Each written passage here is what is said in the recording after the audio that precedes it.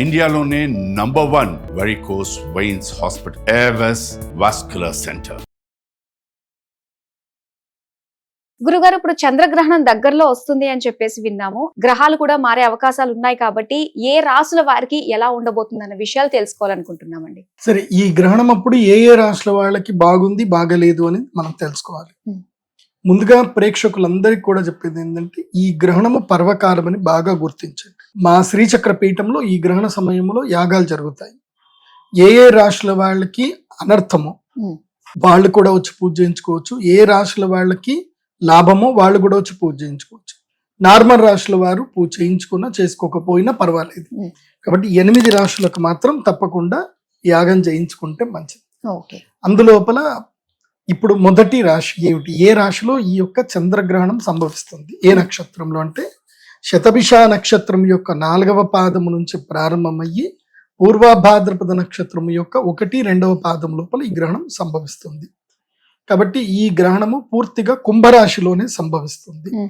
కుంభరాశిలో ఈ గ్రహణం సంభవిస్తుంది కాబట్టి శతభిష నక్షత్రము, ధనిష్ఠా నక్షత్రం యొక్క 3, 4 పాదాలు, శతభిష నక్షత్రం యొక్క 4వ పాదము, పూర్వభాద్రపదం యొక్క 3 పాదాలు.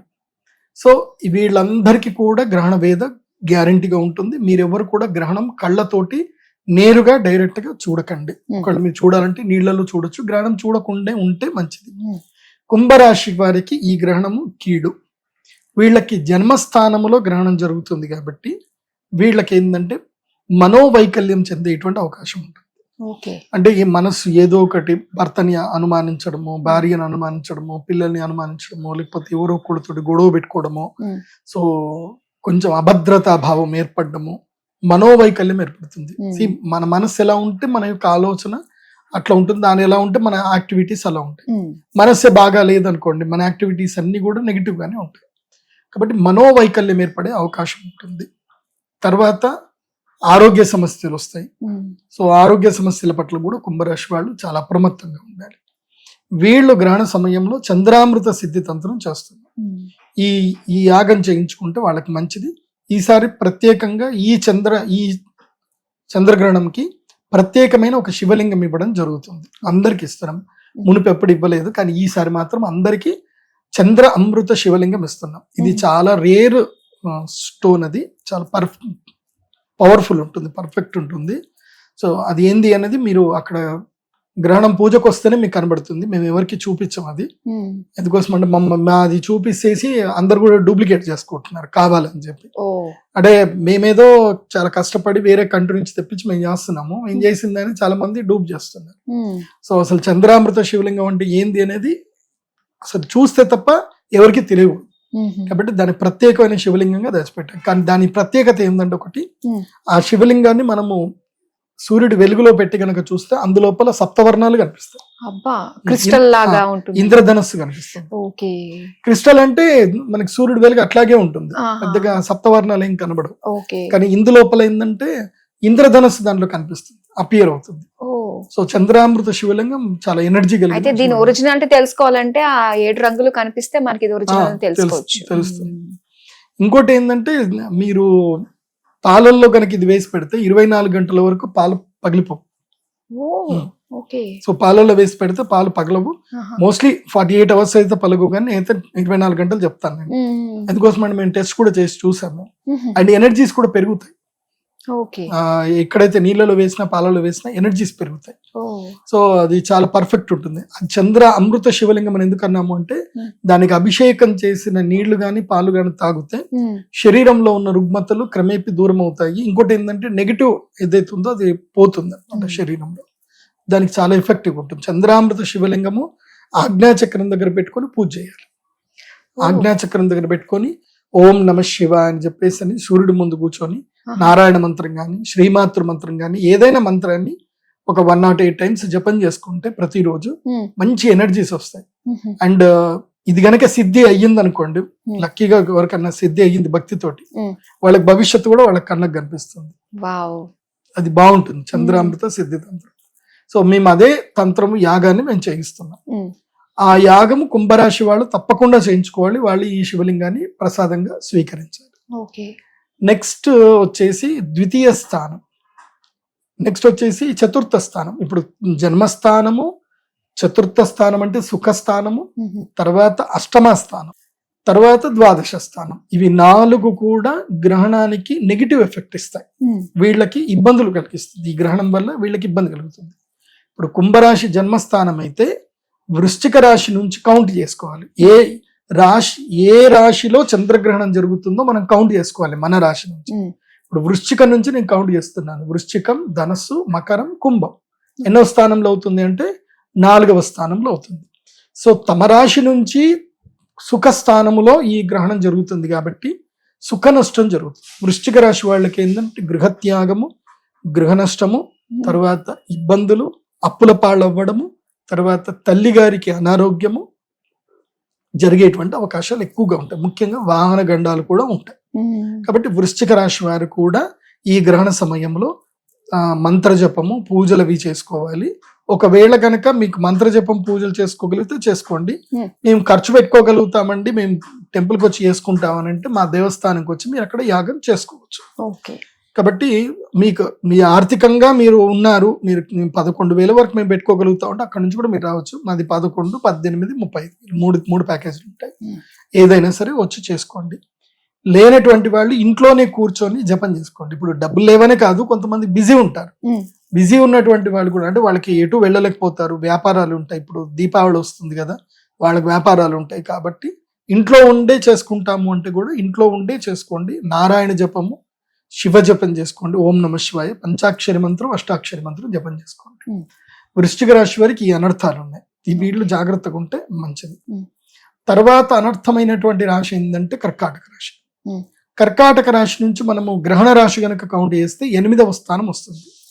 కర్కాటకము, సింహ, కన్య, తుల, వృశ్చిక, ధనస్సు, మకరము, కుంభం 8వ స్థానం అవుతుంది. సో 8వ స్థానములో గనక గ్రహణం ఏర్పడితే వాళ్ళకి ఆయుర్భంగము, అంటే వాళ్ళకి ఆయుష్ నష్టమయ్యే అవకాశం ఉంటుంది. అంటే గండాలు వస్తాయి. జల విహారాలకు మాత్రం కర్కాటక రాశి వారు ఎక్కడికి వెళ్ళకండి. ఇప్పుడు రాబోయే కాలంలో జల విపత్తులు ఎక్కువగా ఉన్నాయి. వాటర్ ఫాల్స్ అను, లేకపోతే వాటర్ అక్కడ ఎక్కడ మీరు స్నానం చేస్తాం అనుకుంటే సడన్ గా వాటర్ ఫ్లో పెరిగితే మాత్రం ఎవరు కాపాడలేరు. మనం ఇప్పటికి ఎన్నో వీడియోలు మనం చూసాం, ఇన్స్టాలో అక్కడిక్కడ చూసాం. ఈ వాటర్ అందుకోసమే నదిని ఎప్పుడు నమ్మకూడదు అని అంటారు. అది వర్షాకాలంలో నదిని అసలు నమ్మకూడదు. మీరు ఏదో నీళ్లు కొన్నే ఉన్నాయి కదా అని మీరు ఆడుకుంటూ ఉంటారు. ఒకేసారి నీళ్ల ఫ్లో పెరిగితే మాత్రం మీరు అలర్ట్ అయ్యే లోపల పని అయిపోతుంది. చాలా మంది అనుకుంటారు ఏముంది 5 నిమిషాలు టైం దొరకదా, 2 నిమిషాలు కూడా వెళ్ళిపోవచ్చు అనుకుంటారు. ఒకటి గుర్తుపెట్టుకోండి, మృత్యువు ఒకవేళ కనుక మీకు వచ్చింది, మీకు జస్ట్ ఇంకో 5 నిమిషాలు టైం దొరికింది అనుకుందాం, 10 నిమిషాలు అనుకుందాం, కానీ మీకు ఆ టైంలో కాళ్ళు చేతులు పనిచేయడు, బిగుసుకుపోతాయి అంతే. నేను చూసాను చాలా మంది, వాడికి అక్కడ చావు వచ్చింది, చావు తప్పించుకుందాం అని పోదాం అనుకున్నా పోలేడు, అది అంతే. సో ఆ టైంలో ఆ టెన్షన్ కి ఏమైతుందంటే ఒళ్ళంతా బిగుసుకుపోతుంది, నీ కాళ్ళు ఇంకో స్టెప్ కూడా వేయరాదు, భయానికి ఒళ్ళు బిగుసుకుపోతుంది. సో కాబట్టి జల ప్రదేశాలకు ఎవరు ఎక్కువ వెళ్ళకండి. మీ పిల్లలు ఈ వర్షం ఉంది కదా, కుంటలు నిండినాయి కదా, పోయి క్రీడ ఆడుకుంటాం చేస్తా అంటే మాత్రం కర్కాటక రాశి వారికి మాత్రం వద్దనే చెప్తాను. అది చిన్న నీటి కుంట కూడా కావచ్చు, మోకాళ్ళలోతు నీళ్ళే ఉండొచ్చు, కానీ మాత్రం మరణం సంభవించాలనుకుంటే మాత్రం జలమూలకంగా మరణం సంభవిస్తుంది. ఏముంటది, 4 ఫ్రెండ్స్ అందరూ కొట్లాడుకుంటూ వాడికి తెలకుండానే తొక్కి పెట్టేస్తే ఏం చేస్తారు, తొక్కిస్లాట్లు కూడా చనిపోవచ్చు. మొన్న ఒకటి ఇన్సిడెంట్ అదే జరిగింది. ఏం వాడి మీద కోపం ఉంది, కోపం తీర్చుకోవాలి, ఏం చేయాలంటే నీళ్ళలో తొక్కి పెట్టేసాడు. అది ఎవిడెన్స్ లేదు కదా, అక్కడ ఎవడు కెమెరా పెట్టుకుంటాడో ఎవడు పెడతాడు, ఎవిడెన్స్ లేదు, డైడ్. తర్వాత ఎంక్వైరీలో మెల్లిమెల్లిగా ఎంక్వైరీ చేస్తే అప్పుడు తెలిసింది వాడు కూడా ఫ్రెండ్స్ కి వాడు చెప్పుకునేట, వాడు నేనే చంపేసాడు అని చెప్పుకునేట, చెప్పుకున్న వాళ్ళ తెలిసింది అంత. అది చెప్పకపోతే అది తెలిసేది కాదు. కాబట్టి ఇప్పుడు కర్కాటక రాశి వారికి ఇట్లాగే నేను ఇప్పుడు ఎగ్జాంపుల్స్ ఏవో చెప్పాను, స్నేహ వైరుధ్యాలు ఏర్పడతాయి, నమ్మక ద్రోహాలు ఏర్పడతాయి, తర్వాత ముఖ్యంగా మరణం, ఆయుష్ గండం ఉంటుంది కాబట్టి జలగండం, ప్రకృతి మూలకంగా గండాలు ఉండే అవకాశం ఉంటుంది. కాబట్టి కర్కాటక రాశి వారు మాత్రం చాలా జాగ్రత్తగా ఉన్నాయి. ఎందుకోసం అంటే ఆయుష్ స్థానం 8వ స్థానం మంచిది కాదు. తమ రాశి నుంచి 8వ స్థానంలో గ్రహణం సంభవిస్తే ఆయుష్, దీర్ఘకాలిక రోగములు, మరణము, మాంగళ్యము, యాత్ర, ఇవన్నీ వీటి మూలకంగా వాళ్ళకి అనర్థం జరిగే అవకాశం ఉంటుంది. జాగ్రత్త పడండి.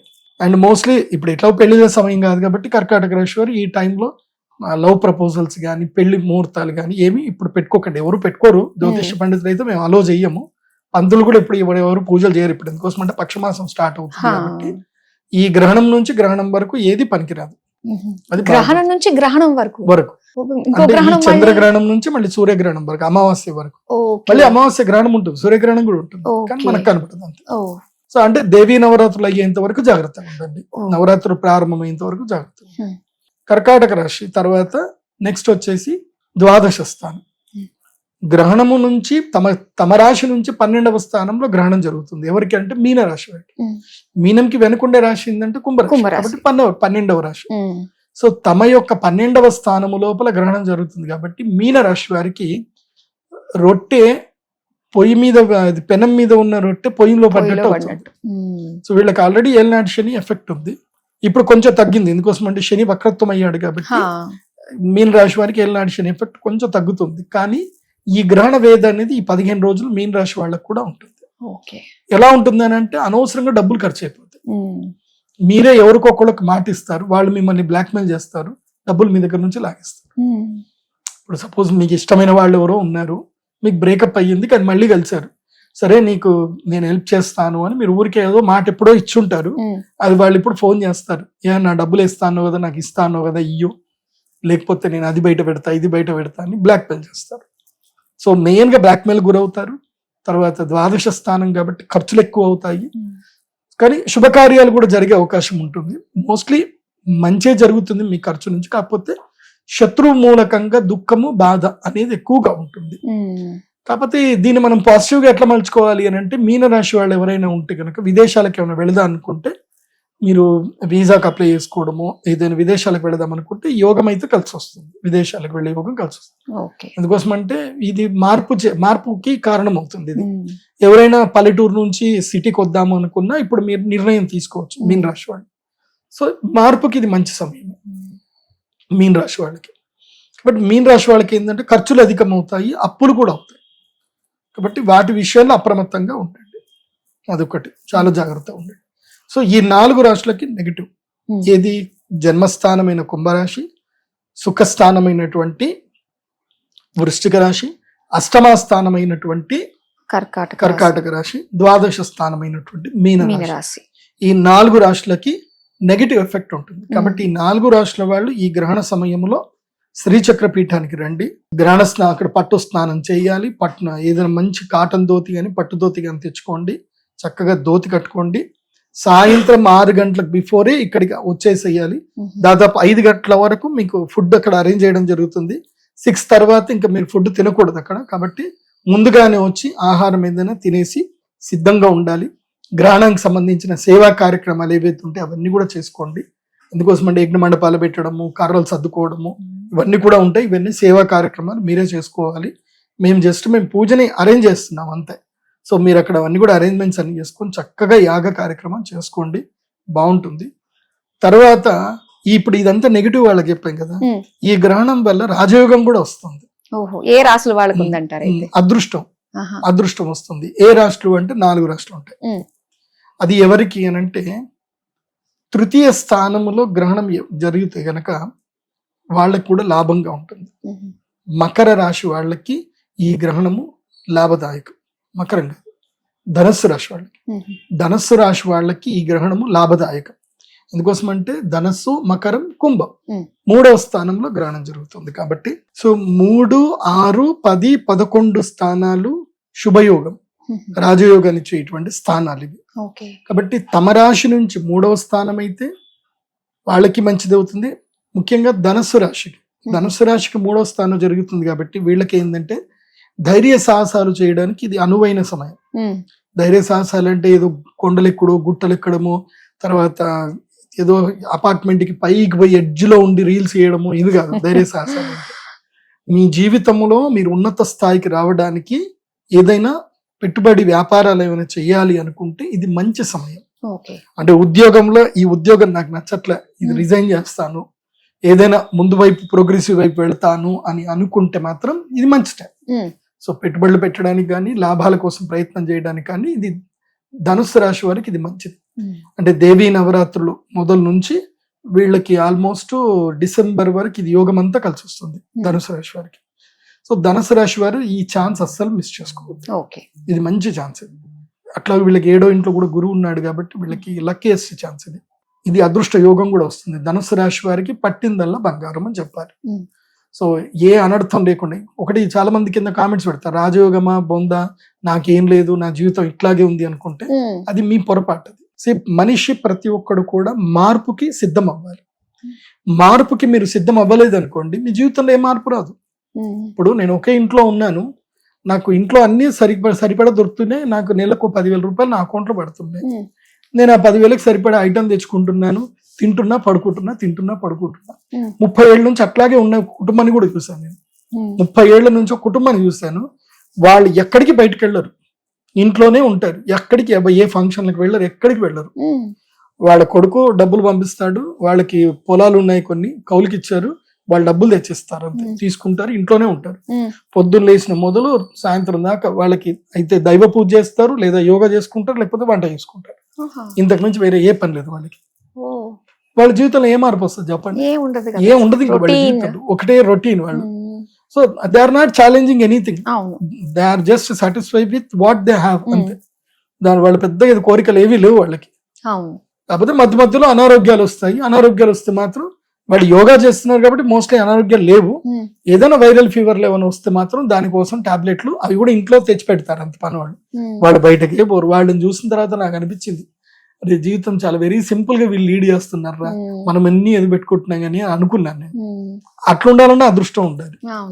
కాబట్టి అలా ఉండాలి అనుకునేటువంటి వాళ్ళకి ఈ గ్రహం ఏవి పట్టవు.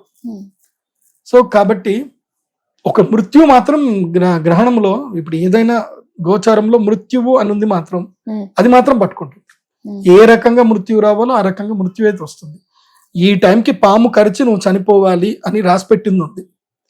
నేను పాము గరిచి చచ్చిపోతాను అని నాకు రాసి పెట్టింది ఉంది కాబట్టి నేను పాములు లేనటువంటి ప్రదేశంకి పోతాను. ఒకడు ఏం చేసిందట, అక్కడ నుంచి ఒక 7 సముద్రాలు దాటి ఒక ఐలాండ్ చూసుకొని ఆ ఐలాండ్ లో పోయి ఉన్నాయట, ఇక్కడ పాములు లేవు అని చెప్పి.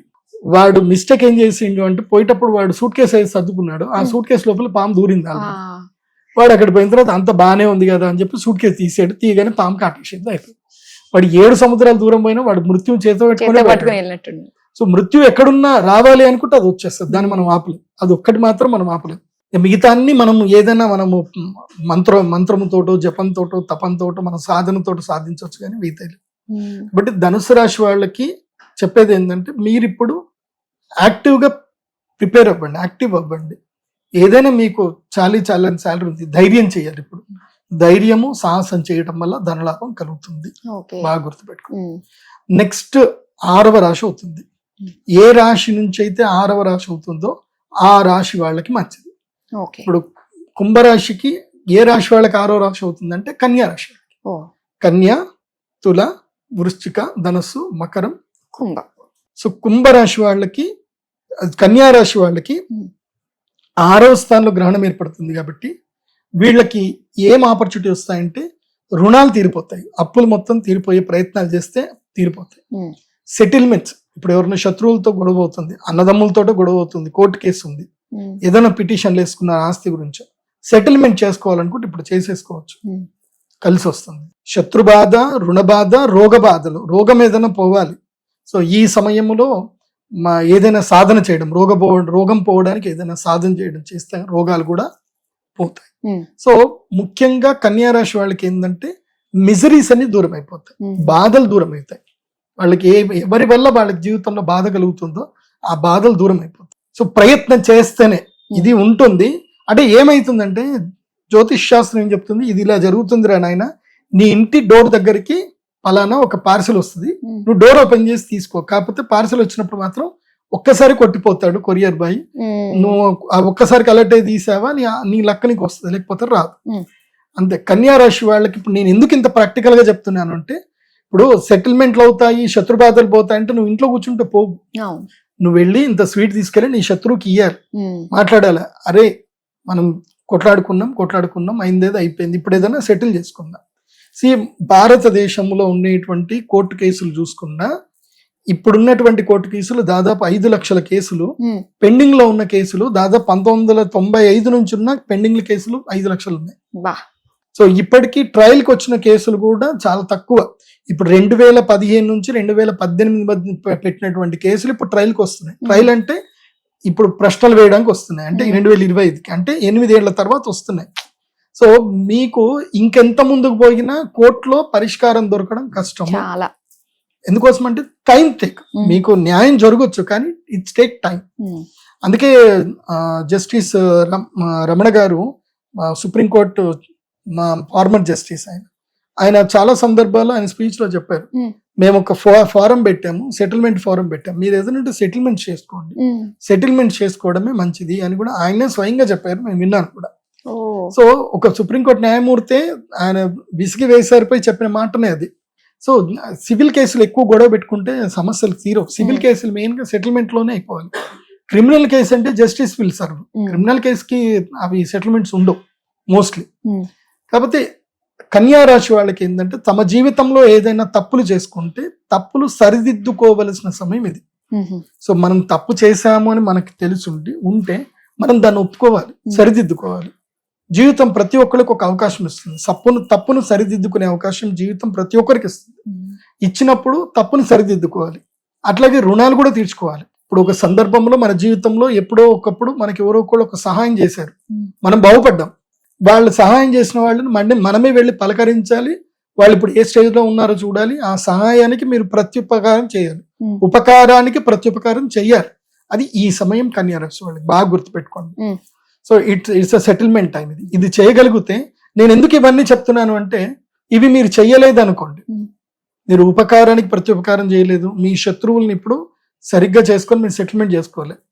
రేపు భవిష్యత్తులో వచ్చేటువంటి సమయం లోపల మీకు శత్రువు బాధ మూలకంగా తయారవుతాడు. సో కరెక్ట్ టైంలోనే మనం ప్రాబ్లమ్స్ అని సాల్వ్ చేసుకోవాలి. This is the time to కన్యా రాశి to solve all problems. Okay, settlement చేసుకునే టైం ఇది. నెక్స్ట్ రాశి వచ్చేసి దశమ స్థానంలో ఈ యొక్క గ్రహణం జరుగుతుంది. ఎవరికి దశమ స్థానంలో ఈ గ్రహణం జరుగుతుంది అని అంటే, ఎస్, మిథున రాశి వారికి ఈ గ్రహణము దశమ స్థానంలో జరుగుతుంది. వృషభ రాశి వారికి ఈ గ్రహణము, వృషభ రాశి వారికి దశమ స్థానంలో ఈ గ్రహణం జరుగుతుంది. దశమ స్థానంలో జరుగుతుంది అంటే అర్థం ఏంటంటే ఉద్యోగ లాభం, కర్మఫలం నుంచి విముక్తి లభించడం, కర్మ సంచయం చేసుకోవడం. ఇప్పుడు మనం ఏదైనా కర్మ చేస్తాం. ఇప్పుడు ఇందాక నేను మా పిల్లాడిని అడిగాను, బ్రోచర్ ఉందారా అంటే వాడు ప్రింట్ తీస్తున్నాడు. నేను వద్దు అని చెప్పాను. ఆ బ్రోచర్ ప్రింట్ తీయటం నాకు తప్పేం లేదు, ఏముంటుంది, నాకేం పెద్ద ఖర్చు అయ్యేది ఏముండదు, ఒక పేపర్ వస్తుంది. కానీ ఒక్కటి, కర్మ గురించి తెలిసిన సిద్ధాంతకులు చాలా సూక్ష్మంగా ఆలోచిస్తారు. ఒక పేపర్ తయారవ్వడానికి ఎంత కర్మ ఉపయోగపడిందని మనం ఆలోచించాలి. పేపర్ ఊరికే తయారవ్వదు. ఒక వృక్షం నుంచి తీసింది దాన్ని నీళ్ళల్లో నానబెడతారు. ఎంతో మంది కార్మికుల శ్రమ అయితే తప్ప మళ్ళీ అది ఇక్కడికి కూడా రావాలన్నా ఎవడో ఒకడు మా జీప్లో తీసుకొని రావాలి, ఒకళ్ళు మోసుకొని రావాలి, ఒకళ్ళు సర్దాలి, ఒకళ్ళు ఇది చేయాలి. సో ఒక వైట్ పేపర్ కి ఇంతమంది కర్మ దానికి అటాచ్ అయ్యి ఉంటుంది. నువ్వు దాన్ని ప్రాపర్ గా యూటిలైజ్ చేయలేదు, వేస్ట్ చేసావు, ఆ కర్మని అంటుకుంటుంది.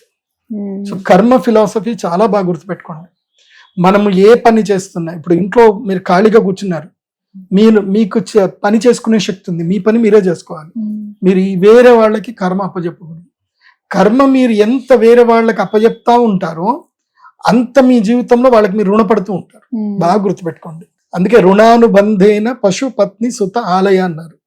ఇవాళ మన జీవితంలో ఎవరి దగ్గర డబ్బులు పోగొట్టుకున్నామనంటే వాళ్ళకి ఎప్పుడో బాకీ ఉన్నామని అనుకోవాల్సిందే. అలా అనుకుంటే కాస్త తేలికుంటుంది, అంతే, వదిలేసుకోవడమే అంతే. ఇంకా ఇవాళ ఇప్పుడు జీవితంలో మనం ఎవరో ఒకరికి సేవ చేస్తున్నాం అంటే వాళ్ళకి మనం రుణం ఉన్నాము అని అనుకోవాలి. సో అందుకే సెల్ఫ్ డిసిప్లిన్ పర్సన్ ఉండేటట్టుగానే ఆస్ట్రాలజీ ఎప్పుడు అందరికి ట్రీట్మెంట్ చేస్తుంది. So be self discipline person, self discipline గా ఉండండి. వృషభ రాశి వారికి రాజయోగం ఉంటుంది. ఇప్పుడు మీరు స్వాధ్యాయ ప్రయోజనం ఉంటుంది. ఇప్పుడు స్వాధ్యాయ ప్రయోజనం అంటే నిన్ను నువ్వు అధ్యయనం చేసుకోవాలి. నువ్వు ఎలా ఉంటున్నావు, నీ పట్ల నీ ఫ్రెండ్స్ ఎవరన్నా ఉంటే కూడా నువ్వు అడగాలి, నా వల్ల నీకు ఏమైనా ఇబ్బంది అవుతుందా. మీ కుటుంబ సభ్యుల్ని కూడా ఒక్కొక్కసారి మనం అడగాలి, నా యొక్క ప్రవర్తన వల్ల మీకు ఎవరికైనా ఏదైనా ఇబ్బంది అవుతుందా, ఉంటే చెప్పండి, నేను ఏదైనా ప్రవర్తన మార్చుకోవాలా, నా వల్ల మీరు ఏదైనా ఇబ్బంది పడుతున్నారా. ఎందుకోసం అంటే కర్మను సెటిల్ చేసుకునే టైం ఇది. గ్రహణము కర్మస్థానంలో జరుగుతుంది కాబట్టి నీ కర్మలన్నీ కూడా సెటిల్మెంట్ చేసుకోవాలి. కాబట్టి నీ యాటిట్యూడ్ మార్చుకోవాలి. నీ కోపం ఎవరికైనా ఇబ్బంది కలిగిస్తుందా, నీ యొక్క అధిక లాలసం నిన్ను ఎవరినైనా ఇబ్బంది పెడుతుందా, లాలసం అంటే లస్ట్, నీ లస్ట్ ఎవరినైనా ఇబ్బంది పెడుతుందా, క్లియర్ గా వాళ్ళని అడగాలి, నా వల్ల నీకేమైనా ఇబ్బంది అవుతుందా. సో ఇవి బాగా తెలుసుకోవాలి. అది వృషభ రాశి వారికి ఇది కరెక్ట్ టైం ఇది. దీనివల్ల ఏంటంటే వాళ్ళకి ఆ నెగిటివ్ ఇంపాక్ట్స్ వాళ్ళకి రాకుండా ఉంటాయి. ఇప్పుడు ఉదాహరణకి మన ఇంట్లోనే మనం పిల్లల్ని ఊరికే తిడుతా ఉన్నాము అనుకుందాం, పిల్లలకి ఒక వాళ్ళు భరించేసే భరిస్తారు, ఒక సమయం అయిపోయింది వాళ్ళ ఇంట్లో నుంచి వెళ్ళిపోతే ఏం చేస్తావు, ఏం చేయలేవు కదా. అట్లాగే పిల్లల్ని కూడా అడగాలి, నీ బిహేవియర్ వల్ల నీ పిల్లలకి ఏమైనా ఇబ్బంది అవుతుందా, అది కూడా అడగాలి. అది కాకుండా ఇప్పుడు నువ్వు ఏదైనా గవర్నమెంట్ జాబ్ చేస్తున్నారు, లంచం తీసుకుంటున్నారు, ఎవరికి తెలియదు అనుకుంటున్నారు. మీరు కోట్ల లంచం తీసుకున్నా ఎవరికి తెలియదు, కానీ మీరు 10 రూపాయలు లంచం తీసుకునేటప్పుడు దొరికిపోతే దొరికినట్టే కదా. సో మీ కర్మ, మీరు లంచం తీసుకునే కర్మలో ఉన్నారనుకుందాం, మీరు ఆ కర్మను సెటిల్ చేసుకోలేదు, ఆ కర్మ మీకు నెగిటివ్ అయ్యే అవకాశం ఉంటుంది. కాబట్టి this is the right time to settle all karmas. కన్యా రాశి వాళ్ళు స్వీయ స్వాధ్యాయం చేసుకోవాలి, సెల్ఫ్ డిసిప్లిన్ గా మారాలి, తర్వాత ఏదైనా ఉద్యోగంలో కూడా మారచ్చు, వ్యాపారం కూడా చేయొచ్చు, వాళ్ళకి కలిసి వస్తుంది. వృషభ రాశి వాళ్ళకి దశమ స్థానం కాబట్టి వాళ్ళకి రాజయోగం అయితే ఉంది, ఉద్యోగ మూలకంగా వ్యాపార మూలకంగా రాజయోగం. ఇక నెక్స్ట్ ఏకాదశ స్థానములో గ్రహణం జరుగుతుంది. ఎవరి జాతకంలో ఎవరి రాశి నుంచి అయితే 11వ స్థానంలో గ్రహణం జరుగుతుందో వాళ్ళు ఒక్కళ్ళు మాత్రం 100% బెనిఫిట్ అవుతారు, 100% బెనిఫిట్ అవుతారు. మేషరాశి వాళ్ళకి మంచి యోగం ఉంది. ఇప్పుడు వాళ్ళకి ఏలినాటి శని వచ్చిన తర్వాత వాళ్ళకి మళ్ళీ ఒక ఏమంటారు అంటే ఒక ప్రాస్పరీస్ టైం అంటారు. మనం వీడియో గేమ్ ఆడేటప్పుడు మనకి ఎనిమీస్ వస్తా ఉంటారు, మనం ఏదో ఒక పవర్ వస్తే ఎనిమీస్ ఏం వచ్చినా సరే మనం ఏం చేయకుండా పోతా ఉంటాం. ఎగ్జాంపుల్ కి మేము చిన్నప్పుడు నేను మారియో ఆడేవాడిని, మారియో ఎగ్జాంపుల్ చెప్తాను. మారియో ఆడేటప్పుడు ఒక ఫ్లవర్ వచ్చి ఆ ఫ్లవర్ తీసుకోగానే ఇంకా ఎన్ని వచ్చినా టకటక ఫాస్ట్ స్పీడ్ వెళ్ళిపోవడమే ఉంటుంది తప్ప అవేవి దానివల్ల నెగిటివ్స్ ఏం రాదనమాట, ఆ ఎనర్జీ ఉన్నంతసేపు పోవాలన్నమాట. అట్లా మేషరాశి వాళ్ళకి ఈ 15 రోజుల నుంచి దీపావళి వరకు మోస్ట్లీ వీళ్ళకి సూపర్ పవర్, పట్టిందల్లా బంగారం. సో ఏలినాటి శనిలో ఏ ఇబ్బందులు జరగొద్దు, అంతా బాగుండాలంటే ఈ యొక్క శ్రీచక్ర పీఠానికి వచ్చి యాగం చేసుకొని దానము తర్పణం అన్నీ చేసుకోండి, మంచిగా ఉంటుంది. మేషరాశి వాళ్ళకి ఇది లక్కీయెస్ట్ టైము, పట్టిందల్లా బంగారం, వ్యాపారంలో అభివృద్ధి వస్తుంది. కాకపోతే వ్యాపారంలో ఉన్నటువంటి వాళ్ళు కొంచెం మోడరేట్ గా ముందుకెళ్ళండి. ఇన్స్టాగ్రామ్ లో కొత్త రీల్స్ చేయడము, ఫేస్బుక్ లో రీల్స్ చేయడము, డిజిటల్ గా ఎక్కువగా ముందుకెళ్ళగలిగితే ఎక్కువ డబ్బులు వస్తాయి. సో అట్లా ఏమన్నా మంచి ప్రయత్నాలు చేసుకోండి. మా సుమన్ టీవీ కూడా చాలా మందికి ఆఫర్ ఇస్తుంది, మీ బిజినెస్ లని కూడా ప్రమోట్ చేసే ఆఫర్లు కూడా ఇస్తుంది. ఎవరికైనా కావాలంటే కాల్ చేసి మీ బిజినెస్ ప్రమోట్ చేయించుకోండి. చాలా మందికి తెలియదు, వాళ్ళ బిజినెస్ ని ప్రమోట్ చేసుకుంటే కోట్ల లాభాలు కూడా ఈజీగా వస్తాయి. సుమన్ టీవీ చిన్న ప్లాట్ఫారం కాదు కదా, రోజుకి లక్షల్లో వ్యూస్ ఉంటాయి. సో మీ వ్యాపారం ఒకసారి లక్షల్లో మందికి రీచ్ అయ్యే అవకాశం ఉంటుంది. సో మీకు రాజయోగం ఈజీగా సుమన్ టీవీ కూడా మీకు హెల్ప్ చేసే అవకాశం కూడా ఉంటుంది, కాబట్టి అది కూడా మీరు సద్వినియోగం చేసుకోండి. కాబట్టి ఈ 4 రాశులు మేషరాశి, వృషభ రాశి, కన్యా రాశి, ధనుసు రాశి, ఈ 4 రాశుల వాళ్ళకి ఈ యొక్క గ్రహణము రాజయోగాన్ని కలిగిస్తుంది. అది ఏమి ఉందనేది మీరు రిపీటెడ్ గా మళ్ళీ చూసుకోండి. ఇక రిమైనింగ్ 4 రాశులు ఉన్నాయి, వీళ్ళకి పెద్దగా ఏం ఉండదు. మకర రాశి వాళ్ళకి ధనలాభం కలుగుతుంది, పోయిన డబ్బు తిరిగి దొరుకుతుంది. అట్లాగే తులారాశి వాళ్ళకి కూడా ఏంటంటే వాళ్ళ సంతానం పట్ల వాళ్ళకి జాగరూకత పెరుగుతుంది, సంతానం పట్ల ఖర్చులు పెరుగుతాయి, విద్య కీర్తి ప్రతిష్టలు పెరుగుతాయి తులారాశి వాళ్ళకి. సింహరాశి వాళ్ళకి ఏంటంటే గనక భార్యాభర్తల మధ్యన ఉన్న తగాదాలు ఏవైతే ఉన్నాయో సయోధ్యతతో సబిసిపోయే అవకాశం ఉంటుంది. కాకపోతే సింహరాశి వాళ్ళకి రిలేషన్షిప్ లో మాత్రం ఇబ్బందులు వస్తాయి.